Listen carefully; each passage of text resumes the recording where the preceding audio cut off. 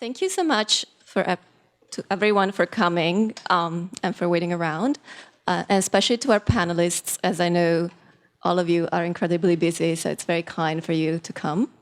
And I also want to thank Heike Jens and our new MA in Fashion Studies for funding this panel. So the panel is titled Indisciplined Curation, and I titled this so after W.J. Tim Mitchell's idea of indiscipline as a moment of breakage or rupture across disciplinary boundaries that helps reshape these boundaries in the process. It developed from an interest in looking at the kind of exhibition and curatorial practices that do not fit neatly within categories of art, fashion, and design, in the belief that some of the most interesting work can be found at the point of intersection of various disciplines. Another aim of the panel was also to explore how the meanings of the word curation has changed, and it has stretched so far from its original meaning of somebody who looks after a collections of objects that nowadays most often used to define, to describe like curating one's social life online. And I thank Sabrina for suggesting the website Pinterest, which is, as you all might know, this website in which you pin things on a virtual board. So it really does mimic the process of curation in a pretty literal way. So one of the threads in my mind that places the panelists on a continuum is that they all write, curate, or practice the kind of work which is associated with the decorative, the ornamental, and to some extent the feminine. And as a result, it sometimes suffers from a lack of critical attention, something that's, of course, changing, and at least for us who work in fashion, the Alexander McQueen and the kind of attention it received has been really a watershed moment in that direction. So I'm done with my babbling, and now I'm going to just briefly introduce the panelists, even though I'm sure you're all familiar with them. Errol Koda is curator-in-charge of the Metropolitan Museum of Art Costume Institute, where he has curated a great number of critically acclaimed exhibitions. As the keeper of one of the world's largest collection of costume, he fulfills the role of curator in its traditional sense. Koda has also introduced innovative curatorial models that brought together various strands of the decorative arts with the exhibition Dangerous Liaisons, Fashion and Furniture in the 18th Century, as well as having been the first curator at the Metropolitan to integrate online platforms in exhibition displays with his 2007 exhibition Blog Mode, Addressing Fashion. So please help me welcome Errol Koda. Thank you, Francesca, for inviting me to participate in the panel. I'm unsure about the way we Well, it's going to work. Yeah. Yeah, so I was going to finish my introduction, then I'll start asking you questions. Yeah, thank you for It's an important thing to specify. I always think people exactly know what I'm thinking without me uttering the questions, but are what I'm doing. So Sarah Lawrence is the Dean of the School of Art and Design, History and Theory, and previously the director of the Master's Program in the History of Decorative Arts and Design offered jointly by Parsons and the Cooper Hewitt National Design Museum. She presents a different experience of a hybrid academic and curator. Her curatorial and scholarly work spans across disciplinary boundaries, from art to design history. Among her curatorial endeavor was the exhibition Piranesi as Designer, a collaboration between the Cooper Hewitt and the Rijksmuseum in Amsterdam. So if you can give me a round of applause for Sarah Lawrence as well. And least but not last, am I right? And you're going to have to pronounce your name. It's Sabrina Gashwander. I've mispronounced her name for years now, so it's good that I know how to say it. she's a practicing artist, writer, and curator. She has exhibited her work internationally at institutions including the Victoria and Albert Museums and the Museum of Modern Arts, the Museum of Arts and Design. From 2002 to 2007, she edited and published the zine Knit Knit, which is now in the permanent collections of the Museum of Modern Art and the Fogg Art Museum at Harvard University. She has lectured and taught internationally and currently teaches in the School of Art and Design History and Theory here at Parsons. Sabrina's work aligns itself with craft, a sphere that inherently challenges division between art, fashion, and design. So help me welcome Sabrina as well. Thank you. And now I will ask each of the panelists a few questions, and then we can open up the discussion to the audience. So I was just wondering, and this is for Harold, how did you come about, what was the impetus behind Dangerous Liaisons exhibition? What prompted you wanting to work with another department at the Metropolitan? Actually, many curators at the Met in the past were very much interested in keeping the boundaries between their departments very, very protectively. And the idea of free collaborations was not something that was coming out of the individual curatorial departments. This particular show actually was the suggestion of Philippe De Montebello, who was the director at the time. And Philippe said, well, you know, Harold, in the 1960s, there was an exhibition where there were costumes in the Wrightsman galleries. And I immediately shut down because I think we've all been on trips where we've gone into a historic house and you see a mannequin and she or he might have a human hair wig and delaminating eyelashes and they're sort of tottering and the clothing isn't properly dressed. And I thought, oh, you know, this is such a conservative approach to put dress in the context of rooms. It just seems like such an easy strategy. And so I resisted.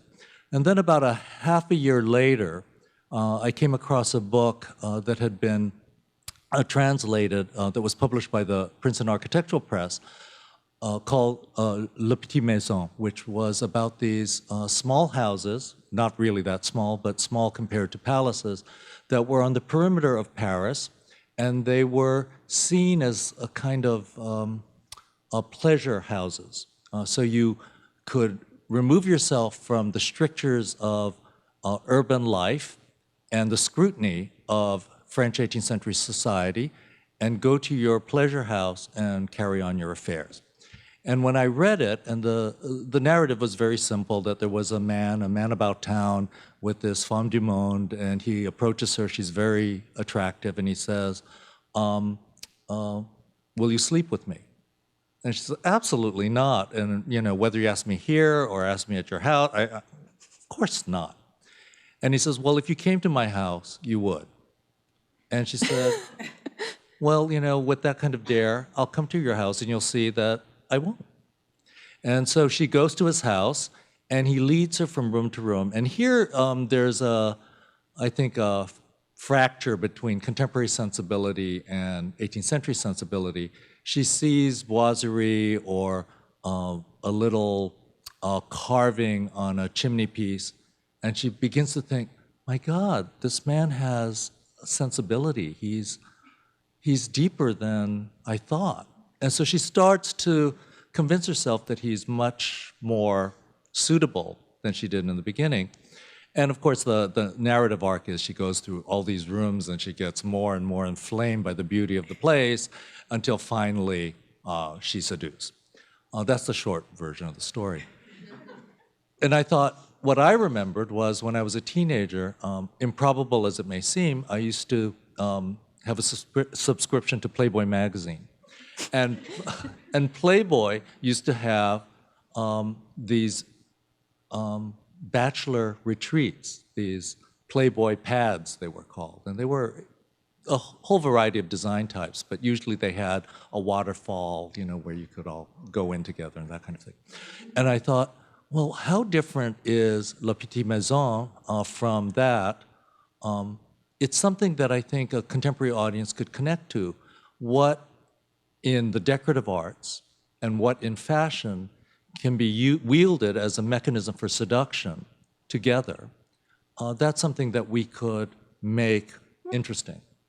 And so that was the genesis of the show, the idea that we would have an exhibition. And can you just flip through this? Here, for example, we have this very plain American 18th century suit. So we put it on an old codger. He had a very young wife who is being molested by the seller, Marchand Mercier, of these 18th century decorative furniture pieces. Next. I think you want to go backwards. Oh, well, it doesn't matter because it gives you the point that every single vignette could be read as a moment of seduction.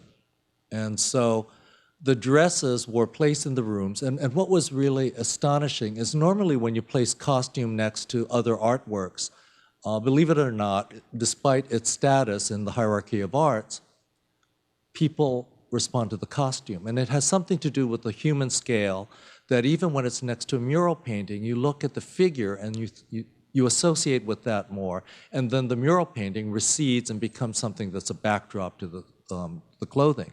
However, when you put it in the context of these period rooms, both were really animated by the presence. And so it was for us an interesting merger of our particular area of interest with another design discipline. And it began our thinking about further collaborations with our other colleagues. But in a sense, given its origins in a show in the 1960s, it wasn't that great a curatorial leap. It wasn't innovative museology. Okay. What was innovative, I think, is to take something that pre-existed as a form and inserting a contemporary interpretation into it without violating the historic fact, because all of the vignettes of seduction were based on 18th century models. I was just curious, do you see more collaborations happening in the future between the Costume Institute and other departments at the Metropolitan? Is that something that interests or you Yes, foresee? and in fact, we have a new chief curator of the contemporary art department. Mm-hmm. And in one of the introductory cocktail parties where all of our colleagues were being introduced to her, I broached the subject that we have several ideas which would very much engage with the contemporary art department, and she was very, very open to it. So I think that it's something that is going to be developed in the future. We're already participating in a smaller way. The current director, Tom Campbell, has, with his interest in textiles, encouraged an exhibition that's about trade with the Far East of textiles. And we're participating in that, and that comes from all of the different curatorial areas. Thank you. It's very interesting. So this leads me to the third question, and it's about your blog mode addressing fashion exhibition. Actually, I was very lucky to be a fellow at the Costume Institute while it took place. So I was wondering if you could talk about the process of developing the exhibition. What was the impetus behind it? As I said earlier, it was the first time digital media was really part of an exhibition display at the Metropolitan. As an institution, we're very, very conservative, and it served us quite well in a lot of areas. But one of the things that has sort of left us behind is our embrace of technology. The current director is very much interested in all kinds of media and any kind of technical innovations that are occurring. But at the time, we were really behind other institutions. And the show, actually, again, it's less about a desire to be innovative than a willingness to experiment. And the show was something that came out of our need to have a new acquisitions exhibition. And I just thought that if you had the last 10 years new acquisitions at the Costume Institute, nobody would come. And then I began to think about how could we make it more engaging, and even if people didn't come, how could people see it? It just started a train of thinking. And I thought, well, you know, if we had it as a virtual exhibition, which the museum really had not done until that time, the presence of objects curated into a selection that would then be present on the web, that hadn't been done. I thought if there was a virtual exhibition, then I wouldn't have to worry about people not coming to see my sort of inert show, conceptually inert show, all because it would have this kind of lively mode of presentation.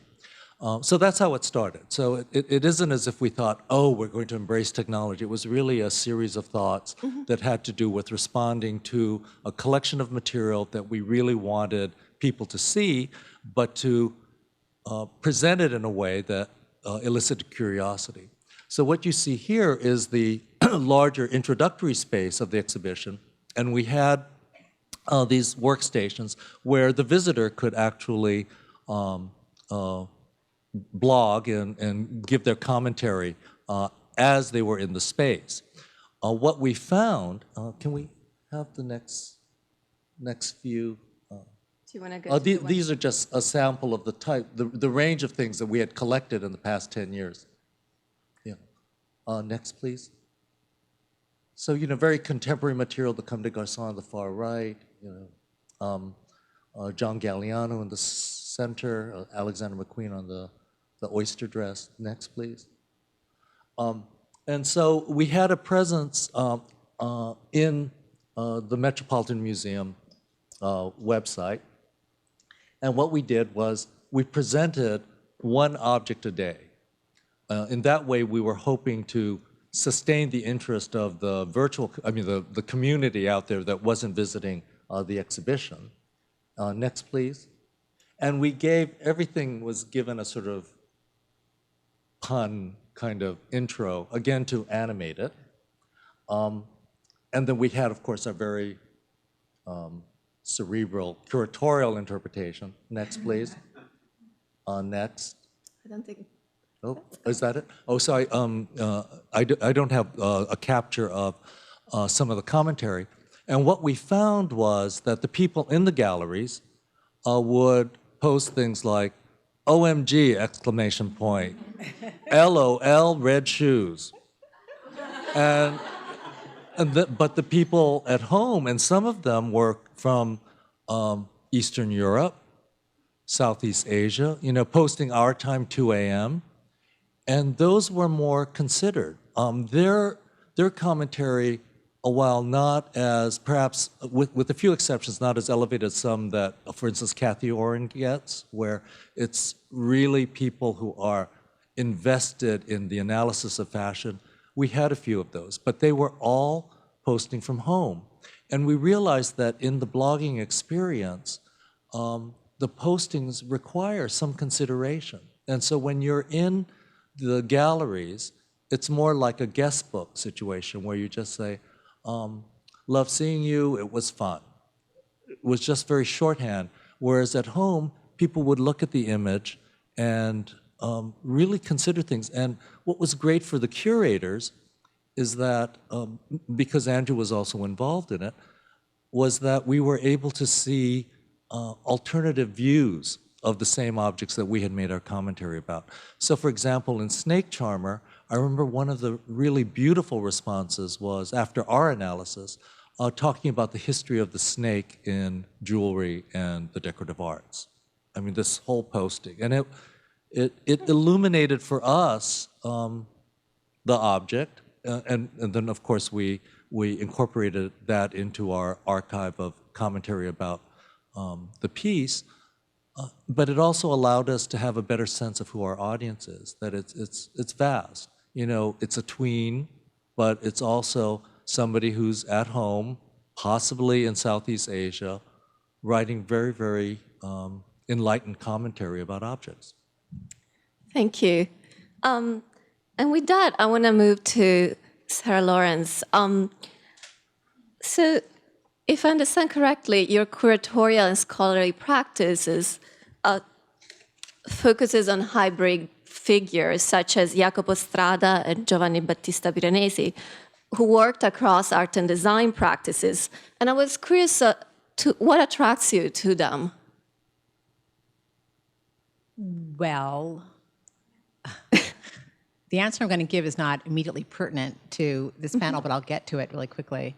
So my work has been focused on Strada, on Piranesi, as you say, and also to Valerio Belli. And all three of these are artists who work in the classical style, work all'antica, but they also reenact a process of production that is in the antique style. And what interests me in particular about their work is that they have each been accused by art historians and museum curators for being a forger, producing fakes. Huh. And I'm really fascinated by that historiography.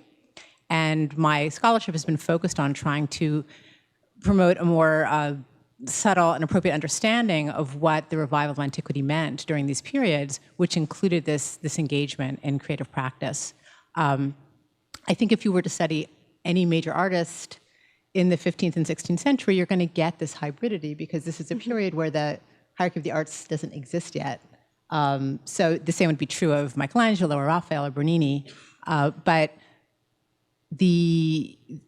my interest in Piranesi definitely is an example of an artist who's 18th century, it's as late as I've ever gone, and who is very much working in this hybrid practice. And I think that's certainly what has drawn me to him.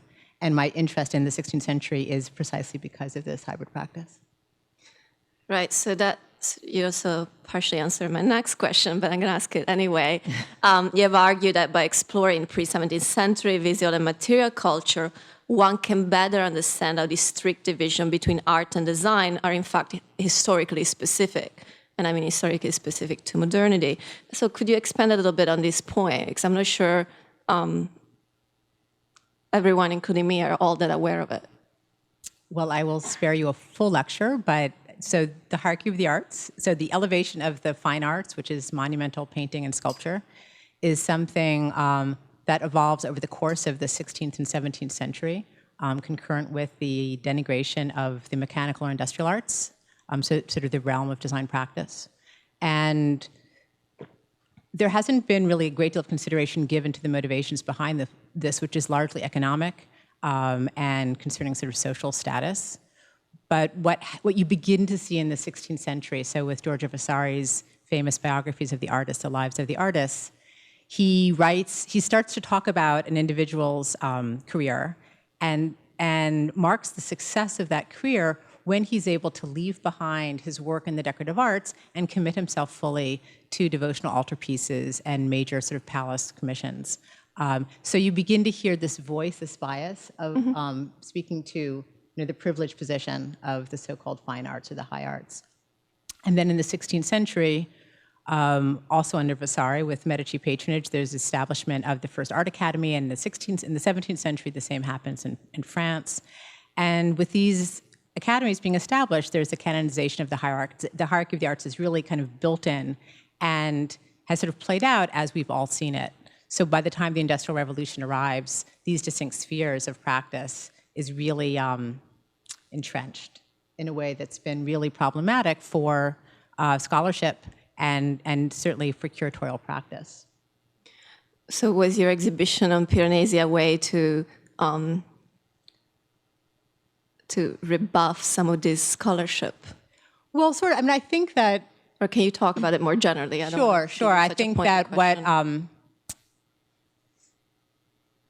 museums, not just the Metropolitan, but most museums have been very slow to be open to having the decorative arts represented alongside the higher arts. And there's been an evolution starting in Europe, but certainly you can see it now in the United States, where exhibitions are being put together and permanent installations are being reinstalled, bringing together the fine arts and decorative arts of a period and sort of challenging what those divisions have meant.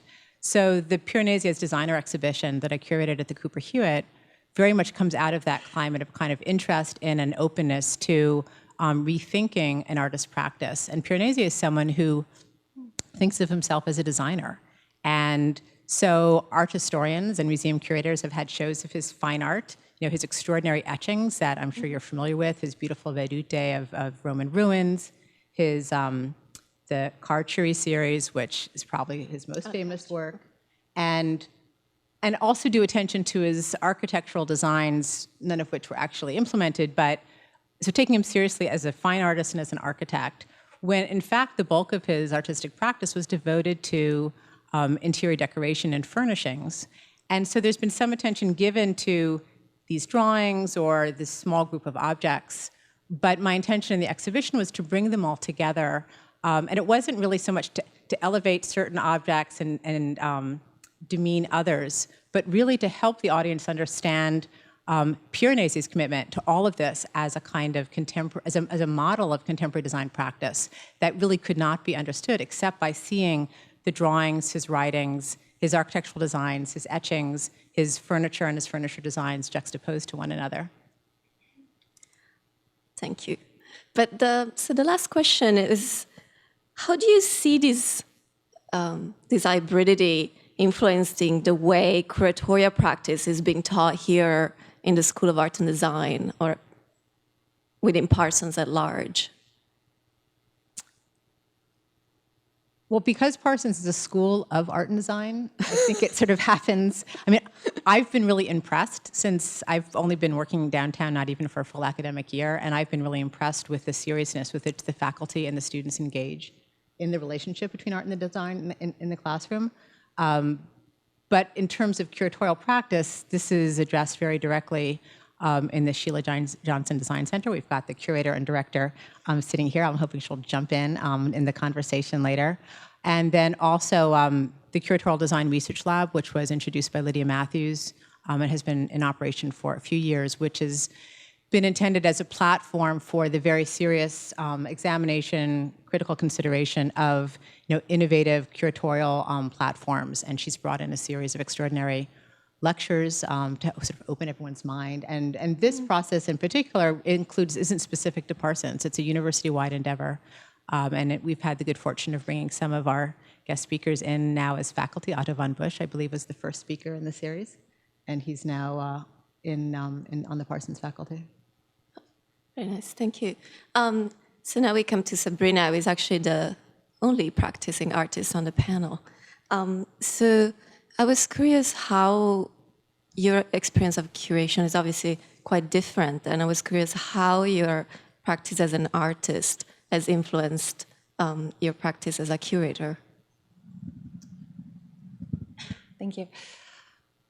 One of the main themes in my artwork is tactility, and curating has allowed me to explore the experience of tactility in a different way than producing artwork alone in my studio. So I have put together screenings and events and exhibitions. This was an event I did with Fritz Haig at his geodesic dome in Los Angeles in 2004. It was a day-long salon where it was 8 or 9 hours, or that was the previous slide, this is a different one, where people were invited to come bring projects to work on, and there was a film and video screening, there were performances, and that piece really blurred who was a viewer and who was a maker. It felt like everyone was just a participant in this event. I've also done, in the next slide, I did an event at Cabinet where people were invited to learn how to make string figures and get lessons in knot theory from a mathematician. I don't know what other images you have, but maybe we'll leave that slide because I know she's going to ask me a question. Talk about that slide. So I've also done exhibitions at galleries that were there on conceptual craft, where there's been wall-based work, but also some kind of public crafting activity or activities. And I've done film screenings where I've selected films that through photography, explore ideas of tactility. And I think that the curating that I've done has definitely impacted the kind of work I've made. I've ended up making interactive installations based on the sorts of experiences that I've had curating exhibitions where people can participate, because that's a really become a sort of specialized form of knowledge, how to get people to participate in an exhibition. And I've been able to draw on those skills in producing work. And I've also done pieces where I've kind of curated collections. Like for example, I did 2 pieces based on a collection that I put together over maybe 4 or 5 years of self-portraits taken by kite aerial photographers. And so I did a piece, it was a collage, choosing some of those images for Cabinet magazine, and I did a print with a master printer named Judah Solodkin, who's here tonight, where I selected those images. And I guess the difference between curating and making art, when I'm selecting images to produce a piece of art with, I select those images or take that footage and do something to it that interprets that material through my own perspective, and isn't necessarily, when I've curated, it's more thinking about a theme in a more kind of cerebral way. Thank you. That's very smart. So, as you know, the next question is going to be about your zine, Knit Knit. It was, as I remember, incredibly popular when it was around between 2002 and 2007, because you mentioned that it was for you a form of curating this burgeoning knitting movement that was taking place at the time. Right, so I started that zine in 2002. That was the first issue, but I think I started working on it in 2001, and I started getting really into knitting in 98 or 99 as I was finishing school. And in retrospect, I realized that doing the zine was my form of creating a community for myself in New York after I left school in Rhode Island. But at the time, it seemed like a very personal way to think through ideas about craft, like handcraft, why now, why knitting? Because I had studied semiotics and film as an undergrad, and then sort of took this turn and got really, really into textile production, like crocheting, knitting, making clothes. And it seemed very different from the film theory that I had immersed myself in school. And I had other friends who had graduated from other art schools who were doing something similar, like Jim Drain had studied sculpture, and then he was getting really into knitting, and other friends. And I just sort of wanted to know more about why they were doing it to help myself understand, like, why was I doing it? So that's how it started. The first issue, which would be the top left one, was photographed and stapled, and had fabric covers that I spray painted onto. So everything was done by me, and it evolved from there. But as it grew, it became less about knitting per se and more about the intersection of art and design, and came to encompass ideas about why crafts now, which I still think are, even though knitting maybe has definitely peaked in popularity, although it's still popular, it's not as popular as it was in maybe like 05, 06. Maybe that's when the peak was. I think that there's still these pressing issues that make craft popular, like sweatshop labor, the amount of the way that people are drawn to craft and to making things by hand because they spend so much time online and involved in their computers. And the zine, because the zine got sort of a large readership for the kind of publication that it was, I was asked to produce events and exhibitions around it, so it sort of grew from there. And I mentioned the Knit Knit Sundown Salon earlier. Someone at that event commented that seemed to be the heart of where the Knit Knit project was, and that the zine was like for people who couldn't make the events.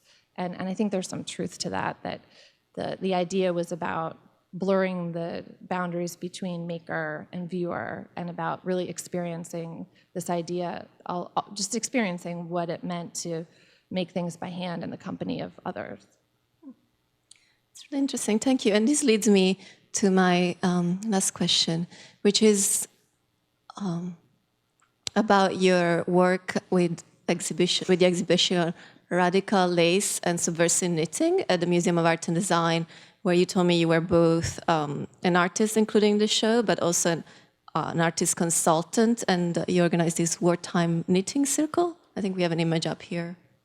Yeah, that was an unusual experience because I was selected to produce work for the exhibition, and then they also asked me to sign a contract as an artist consultant to the show. And we decided that I would have nothing to do with curating who would be in the exhibition. I know that there are some artists who curate their own work into exhibitions, and I sort of have a policy not to do that because I think it's a conflict of interest. And it seemed to me very much the museum show. So I had no input into who they selected for the show. Instead, what I did was work with the education department to create public programs like roundtables, panels, and lectures. And also just because I had been doing the zine and then I started writing for different textile-related publications, I knew the knitting community, the international knitting community, maybe better than they did. So I was asked to sort of act as a liaison to that community and get those people to the show. And what ended up being kind of interesting was that I made this piece called Wartime Knitting Circle, the idea of which was to bring together people with different political opinions to sit and knit together. So I had 4 knitting patterns silkscreened onto this tablecloth and knitting supplies, and people were invited to come knit there. And for my own piece, I also had to be a sort of advocate for the show to get people to come and knit at my table. So I ended up inviting different groups like Grandmothers for Peace and Daughters of the American Revolution and Astoria, Stitch and Bitch to come knit in my piece and sort of be participants in my installation. And the museum did a very unusual thing, which was to allow people who signed up to knit at my table free entry to the museum. And I think that there were a lot of knitters who really wanted to see the exhibition. Maybe they didn't want to pay like $12 or whatever the admission cost was at that time. So they signed up and then they got there and like, oh, we have to knit like war-related projects. It's kind of sad, but we signed up for it, so we'll do it. And I actually had a very different experience, Harold, with the visitor comment book. I didn't have any like LOL knitting kinds of comments. That I had a visitor comment book included in this piece, and the comments were actually quite emotional. Like, I never thought about what it was like for soldiers in Afghanistan. Knitting helped make it real to me, or, I'm crying while making these helmet liners, or I had an argument while knitting here. I can't believe, people can justify this war in Iraq, things like that. Was it a guest book? Yeah, I put it there, yeah. Interesting, yeah. I guess we should really open this up to the audience. I had one last question for the panel at large. I was just curious if you had any thoughts about the fact that the word curation itself became so stretched out. And what about the fact that now it's basically most often used in Silicon Valley, and it's these buzzwords that's Sabrina actually was the one that told me that's really surrounding this website, Pinterest, which is probably going to be, again, according to her, the next one to be bought for billions of dollars. And, it's like the big thing that comes with it is that you curate your own social life. And as actual curators, how do you feel about that? Well, I like the term social identity curation is the word that they throw around. Not their social life, but like their identity, their online identity is curated through these sites.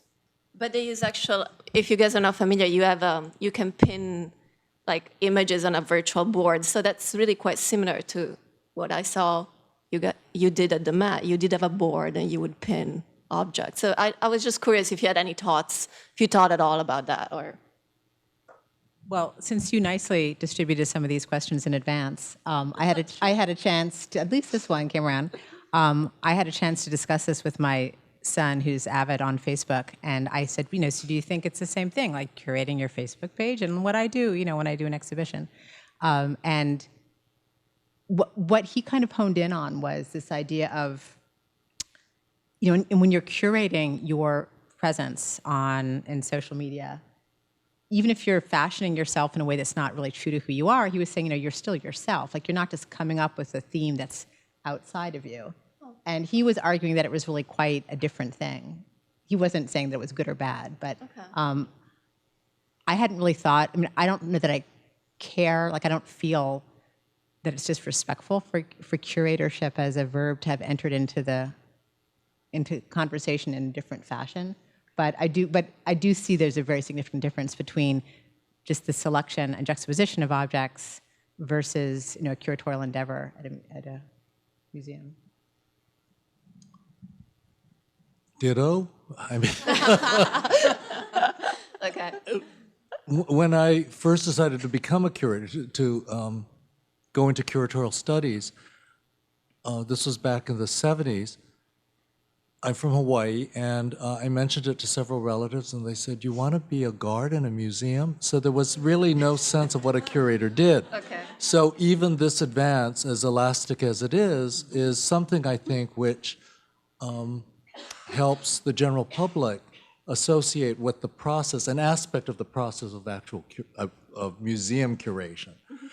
When I see it applied to publications, to boutiques, it strikes me that it's sort of exciting in the sense that this editing process that is going on is seen as a way of structuring a concept or a kind of affinity of objects or ideas together in a way that is something bigger than just the aggregate. And it might not be, but it seems that it's an ambition, and to me that's exciting.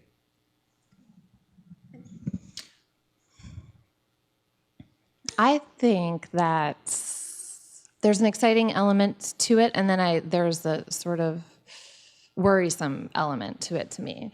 And I agree that my experience of the Radical Lace and Subversive Knitting show was that the audience that came to that show was so invested in the work there because they were all knitters. There were so many knitters that came, and they were like, they could just relate to the work because they knit, and it was very different than the general public who doesn't paint going to a painting show. These were like people who know something about how knitting is made, and they love knitting, and they could just empathize, and they were just completely invested in the works on display, and I thought that was exciting. And so in that way, I think people who think about themselves as curators or, think about, don't we all, like my husband and I obsess about what pictures we're going to put of our 1-year-old on Facebook. And we are very, very specific about it.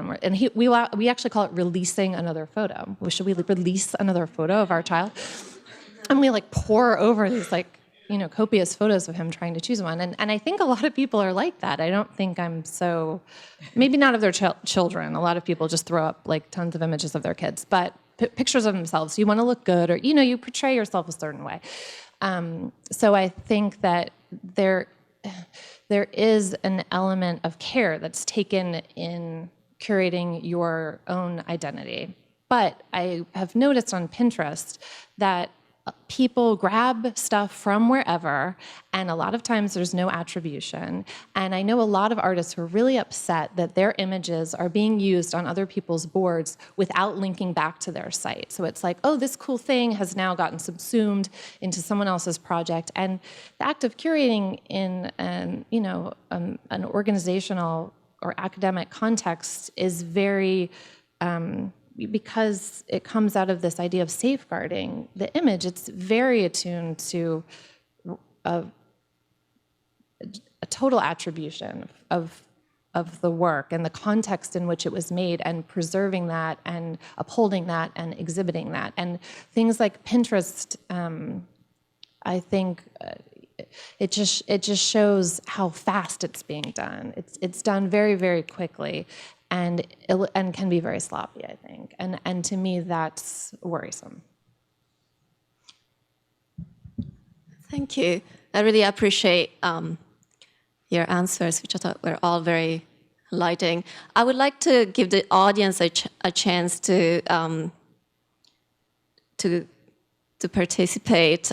We have about 30 minutes, and if you could just wait for Kim to bring you the mic before you ask your questions, that would be lovely. Does anybody have any questions? Raise your hand. Okay. For the curator, well, I guess for everyone, with shows like McQueen that did so well in New York, what kind of implications do you think that has for fashion in art museums in other places in the country? I know like there have been like big blockbuster shows that have been moved around, but do you think that that will spark more scholarship or more exhibitions outside of New York that are more academic or more historical and less focused on contemporary or really popular fashion?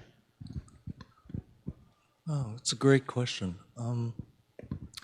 Back in the early 80s, there was a moment where a lot of the institutions across the country saw the potential of doing very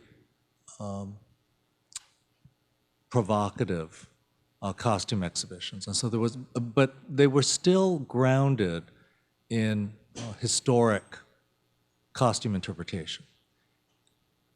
Then they found that despite the fact that it generated a lot of audience, so there was a lot of turnstile activity, that it was so expensive, really just the cost of sustaining a collection, the exhibition furniture, that it became something that was cumbersome. So then you saw many of these collections just be stored and the exhibition program just sort of retreated and disappeared. And it's really only because of the success of several institutions with costume exhibitions, which the Met is one, that has created this impression amongst other institutions, I think, that isn't coming out of the best motivation, which is that it generates a lot of audience. And one of the things about the Met is, despite the fact that I know we're perceived a certain way, the Costume Institute is perceived a certain way, that we never approach a project with that as the end goal, a big audience as an end goal. When we did McQueen, it was because when we heard about his death, we almost immediately, Andrew Bolton and I went almost immediately to Tom Campbell and said, we have to do a show of his work if the Victoria and Albert doesn't do it first. And we thought it was more appropriate for the V&A. But we said, if they don't do it first, because knowing the way the fashion companies respond to the loss of a designer, in this case, clearly a traumatic one, but frequently a designer will just leave, pursue something else, or they will fire him or her. And then what happens is that their legacy evaporates. If you try to find John Galliano in the Givenchy archives, it's de minimis. Because once the fashion house moves on, it no longer becomes something that they want to invest in, because it's no longer part of the history they want to revisit. So we said to Tom that we really must work quickly, because we don't know where the company is going and whether or not the onerous task of maintaining this comprehensive archive is going to be sustained. And he didn't want to do it because he felt that it seemed opportunistic and that it wasn't good taste. We called our colleagues in the V&A, and they said that while they would be interested, they really couldn't in the next 2 years, 3 years. So Andrew and I persisted, and we insisted on doing it. So, our reason for doing the McQueen exhibition didn't come out of the sense that it was going to be a blockbuster. We knew it was going to be really popular because we knew of the interest amongst the design community in his work.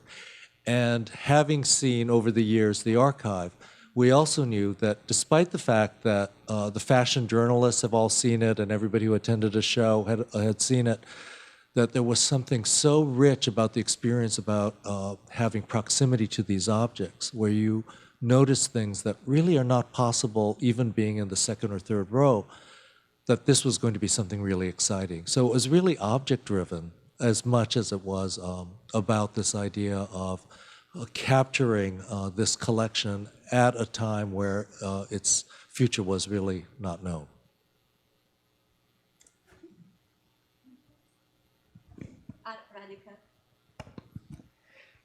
Sorry, I'm going to cycle back to the last discussion and to something that I see sort of threading through all of your work and an interest in sort of contemporary curatorial practice, which is a sort of interest in both a spatialization of the objects in an exhibition, as well as a kind of relational or theatricality. I'm seeing it both in this early project that we have up above us, but also in the sort of interest that Sabrina, you alluded to, which is bringing in an audience, bringing in a group of people to participate in it, figuring out how work, in a sense, moves off the wall into an active relationship with other people. And I wonder if that idea of the theatrical or the performative is another element that you have thought about in your own curatorial practices.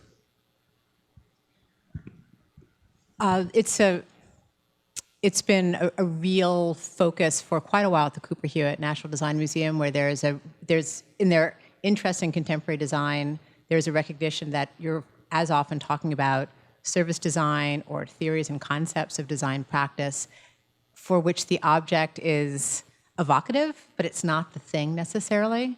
And what are the ways that you can engage your audience, whether it's through technology or through a different sense of space, as you're talking about, to get the audience to kind of understand design in a way that's not just about looking at something, which has very little to do with what a lot of design is about. And it's a huge challenge, I think, for museums. I mean, it plugs into the issue of technology, but it's a much broader challenge for any museum that really wants to become a museum of design as a kind of central focus.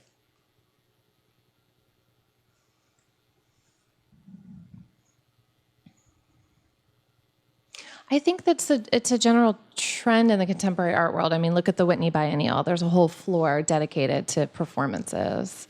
And it's actually integrated into the exhibition in a much different way than the biennials that I've seen anyway in the last decade or so. Did you have something to add? I wasn't meaning performances as in performance. I was meaning the idea of theatricality of performance as embedded in the nature of the design of the show, the way in which, in a sort of curatorial concept, rather than including, visual artists working in performance in the show. You understand? I understand. I guess I was thinking with the events and exhibitions I've done, there's a strong tendency for there to be some sort of lesson, like an actual lesson, like teach someone how to do something, like string figures, knot theory, knitting, crocheting, embroidering, usually in the exhibitions that I've done, it's let's teach them how to cross-stitch. They can cross-stitch the name of this soldier who died in the war. It's not just like pure learning. It's teaching them so they can participate in thinking about something an artist wanted them to think about. So I guess I was just kind of musing about how because I think we spend so much time interacting with each other like through computers that somehow just getting together in real space is a kind of theater somehow, and how odd that seems to me. A few weeks ago, Francesca and I were in Venice, and there was a symposium on different museum collections and strategies for curation and museology. And what struck me is that some of the most engaging presentations were the most classical, that they had to do with simply having clothing as an object in a kind of abstract space presented as a kind of soft sculpture. But in those instances, those were designers whose work were had an affinity to that kind of presentation, so that you were engaged by them because the designs themselves were so strong. If it had been something like when we did our Chanel show and we had presented it in the same way, I think Chanel's importance and contribution would have been elided, because people would just think, oh, another black dress, another black dress, another black dress, because as structures, they weren't that interesting. So I don't know if, at least in the work at the Costume Institute, we're cleaving more to that kind of theatricality and performative aspect. But we utilize it on those occasions where we feel that it amplifies the audience, the public's understanding of the material. And I was interested in what Sarah alluded to. For us, we see the audience as very tiered, and the audience experience is very tiered. And so sometimes just getting people to look is sufficient for us. We don't even have to instruct them. And the reason for this is and maybe it's because as a area of study, we're relatively young in the context of an art museum, not in a design room, but in an art museum.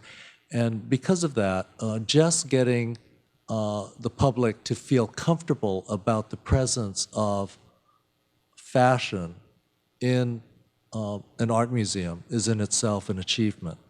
Of course, we have grander ambitions about engaging the public in terms of a deeper understanding and contextualization of the objects, and interpretation of the objects. But really, we're happy if somebody just takes it seriously. I just wanted to say that that's an incredibly interesting question. I'm starting to think it through. I'm not going to try to answer it, but I wonder if to some extent that's really also central to why fashion has become so popular as in the context of the museum.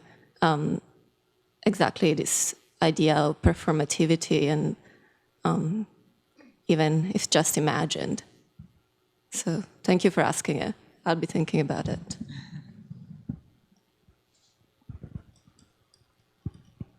Hi. We were talking about sort of the difficulty sometimes in intersecting different departments, or different subject matter, or the clash between sort of high fine art and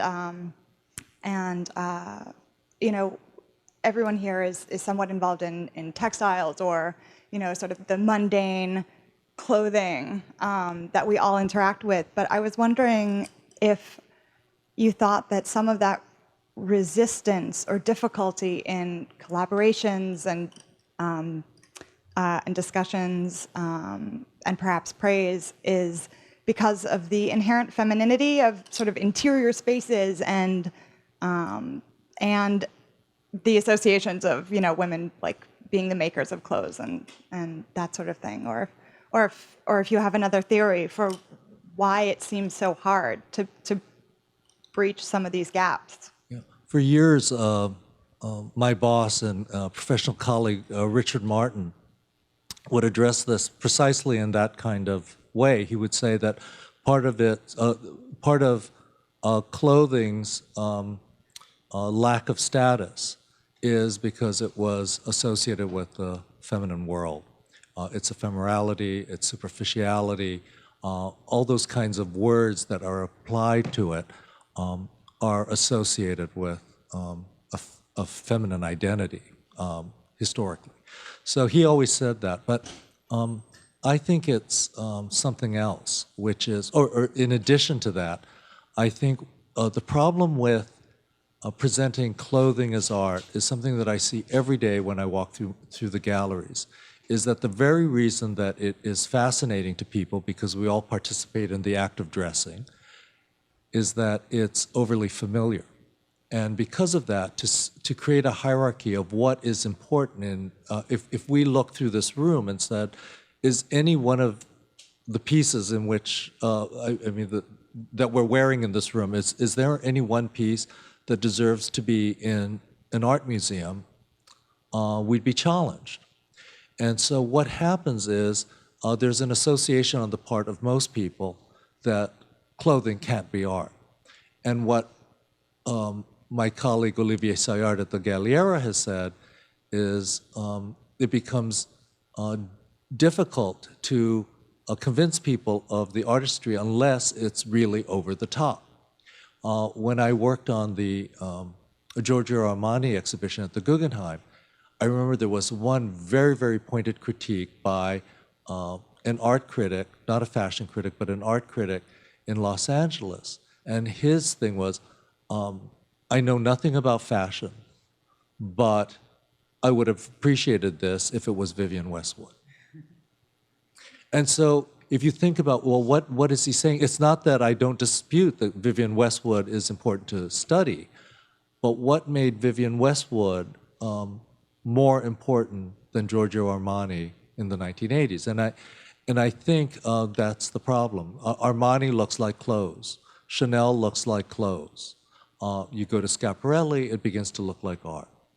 You go to Rei Kawakubo, it definitely looks like something other than what we wear. And so there's this kind of distinction we make between what we wear and what is art as dress. And it's a problem that photography people have, because we all take photographs, but what is the criteria of a photograph in our photography department at the Met? You know, it's the same kind of consideration. We all wear clothes, but what makes some clothes more important? And I think what's happening is there's a kind of subjectivity in terms of the whole world, so we're all experts, and so we can all say, and most of us say it's not art. None of it is art.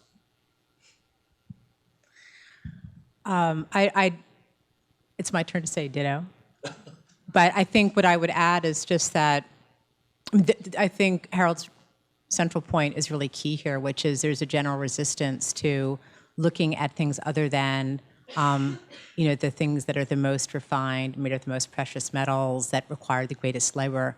And it's been very slow in coming that the objects that are truly mundane, that are used by the broader population, have found their place in history museums or museums of technology, but they haven't found their place in art museums until quite recently. And you have to justify it because it's rare. It's the only clay pot that exists from 1743, rather than just being able to articulate the value of perhaps presenting the objects of everyday life as a kind of mirror onto a historical moment, even if it doesn't have that intrinsic material value. Going back to the original question, though, about the relationship with gender, I mean, since I'm coming to it from the 16th century viewpoint, we're talking all about guys, right? These are guys in the guilds. Women could not belong to these guilds. And I think that that developmental period from the 16th to the 18th century, the mechanical and industrial arts are still very much dominated by male practitioners, and their marginalization is enacted by men as well. Which is not to say that your point isn't absolutely very critical, but it runs alongside this other sort of bigger issue. Yes, the first haute couturier is considered Charles Frederick Worth. So you have a practitioner who's a man, but he's working in a medium that is, and so it's really it's really about the type, the population that is enamored of it, more than it is about who makes it.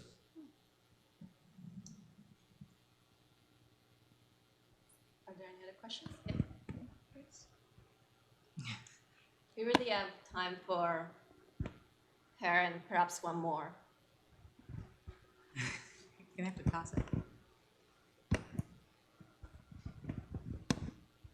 Thanks. My question kind of actually started with dangerous liaisons and kind of came back up when we were talking about Pinterest at the end, in terms of this issue of labeling and keeping a certain historical accuracy present in the presentation of these works. And the first question that I had was with dangerous liaisons is whether dealing with the clothing and the furniture, if you were trying to be very specific of matching in terms of dates, if something was produced 5 years after the garment, if you would keep them together, and kind of dealing with like Deanna Vreeland, who obviously was even more flexible and kind of creative in terms of those presentations, and then dealing with Pinterest, where, like, as you were saying, people aren't linking to the originals in the way that some people would hope in this kind of context. And so I'm just trying to think of, in terms of curating, how important it is to maintain that accuracy, or if there is a certain level of play that's, allowed, and what the kind of responsibility and role of the curator is in terms of kind of like towing that line. We very definitely were associating the costume pieces with objects in these galleries. And I referred to them as period rooms, but they're actually not period rooms. They're rooms which have many great pieces of 18th century furniture from the best makers, generally with aristocratic or royal provenance. So automatically, many of the dresses, though they're from a privileged class, wouldn't be seen in the juxtaposed with these pieces. So we then had to think of ways in which it made sense that they would be together. For us, the default was the clothing. The furniture could be older than the clothing, but the clothing couldn't be older than the furniture, because furniture is passed down. And so it was a kind of default that allowed us to show the very best furniture pieces, which were selected together with our colleagues at ESDA, European Sculpture and Decorative Arts. It allowed us to be able to put our things together, because some of our very best pieces started in 1770 in terms of costume. And a few of the pieces that were in those galleries were somewhat earlier. But they more or less coincided. But we always had that default that the dresses couldn't be earlier than the room they were in. Yeah. Do you want to say something to that? No. I mean, I'll keep thinking, but I appreciate Harold's articulating that there was a kind of internal logic to how he sequenced, when he would do these juxtapositions. And I mean, you're touching on a big issue of discussion within museums that concerns how to incorporate blogging as part of the practice of cataloging objects. So one of the current initiatives within the Cooper Hewitt is to put all the objects out there. Some are very partially cataloged, and to just approach it sort of like a Wikipedia approach, and just to gain as much information and feedback as we can from the general population as a way of enriching the experience and engaging the audience in a different way with these objects. And it always gets us back to this very question of, well, what is a curator's job? Is our job simply to go in and check all the facts? And when do we balance an appreciation of the idea, the response, the interpretation, the association, which can be quite free-ranging, with the curatorial training that weighs upon us, where we just feel like, now, wait a second, that's actually not electroplating. It's really, and you have to kind of hold back if you want to engage in that fashion with your audience.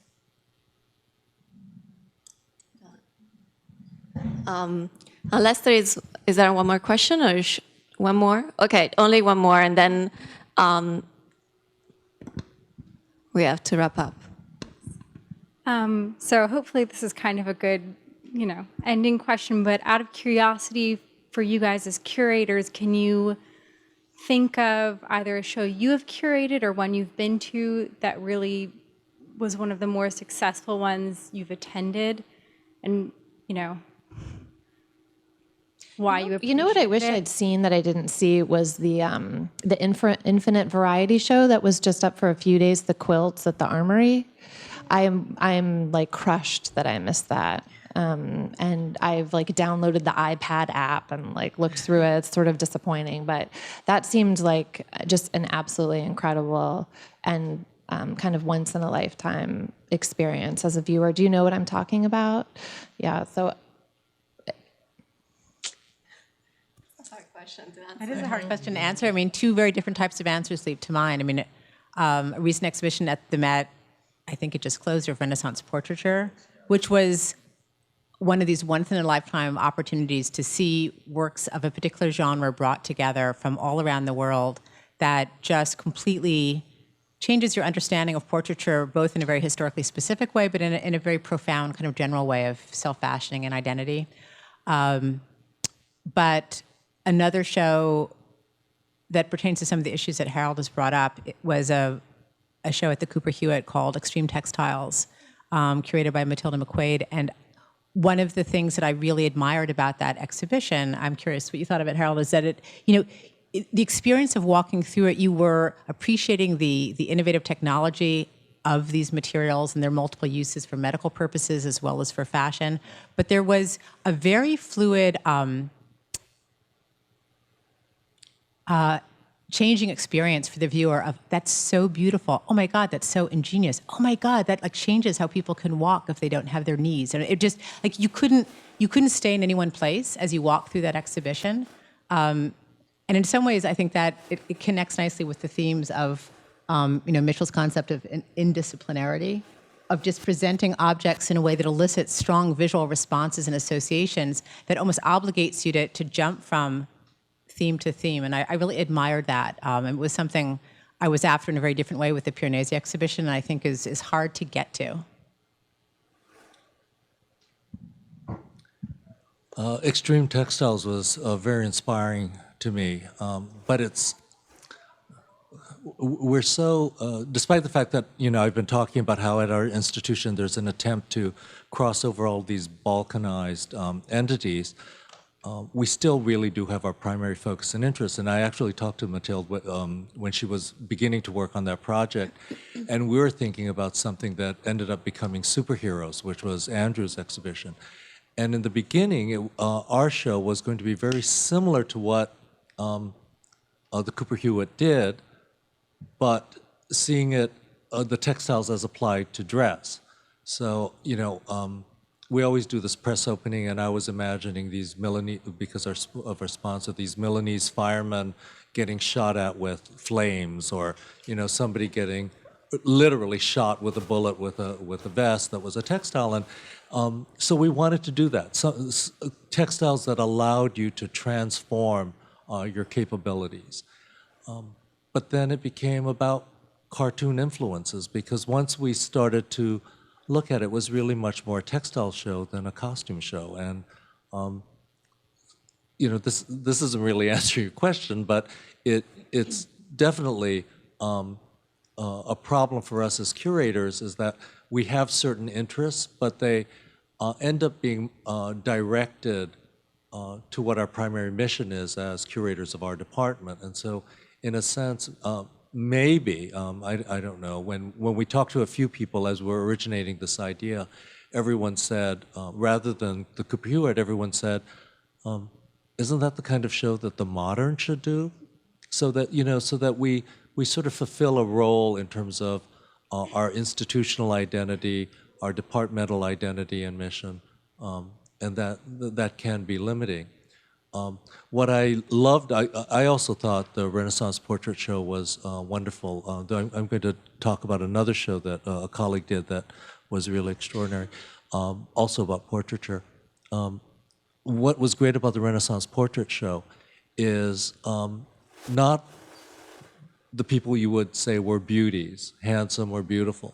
There was one marble sculpture of a man who was actually grotesque, but there was something transfixing and transformative about the way he was rendered, that his ugliness became the sexiest thing in the show, in my book. It just became art transformed the man, which is another issue.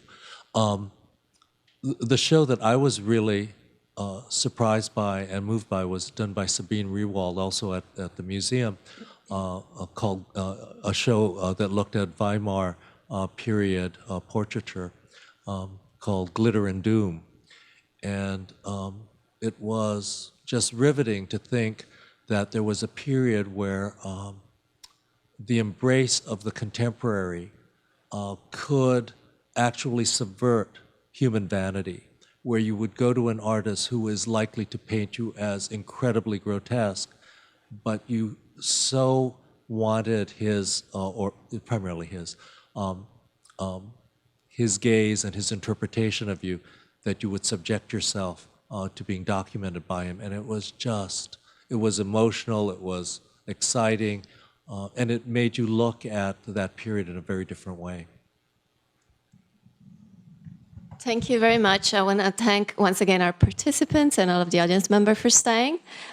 We are going to have a little gathering somewhere outside in the hallways, I'm not sure where, with biscuits and tea. Is a PG-13 one, if you want to stay around for a little while. But thanks again. Thank you all for coming.